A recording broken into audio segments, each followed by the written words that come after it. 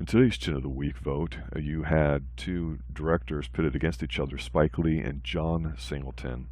You voted, and it was a very close tally with John Singleton eking out the victory. Now, Spike Lee, he's been around for a while and was got to start filming some Nike commercials with Michael Jordan as Michael Jordan was gaining in popularity for some shoes. But he's been around as a writer, director, producer, actor himself, and still continues work to this day. John Singleton, on the other hand, recently passed away due to a stroke in his early 50s. He really burst out on the scene with a movie that seemed to really hit everybody really hard called Boys in the Hood.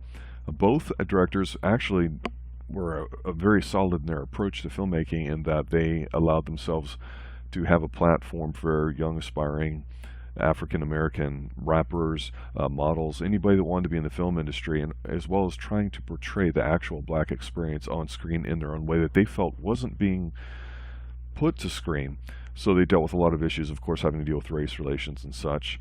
Now, John Singleton, in my opinion, was a more entertaining director. I enjoyed what films I've seen of his more than I have Spike Lee. That's not to say that they both don't have good things to watch, but for me, the standout film for John Singleton is one of his later films called Four Brothers. It's about a lady that ends up getting shot at a convenience store whose sons, a couple of them adopted, all of them show up, there's four brothers. They find out that it turns out this wasn't just an accidental robbery at a convenience store. There's something sinister behind it, and four brothers in Detroit City are trying to actually get together and figure out what's going on with it. It's got a lot of people that you recognize and a really kick-ass soundtrack to it.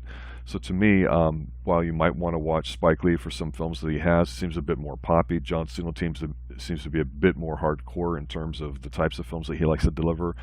I highly recommend Four Brothers from John Singleton, the winner of your Chin of the Week.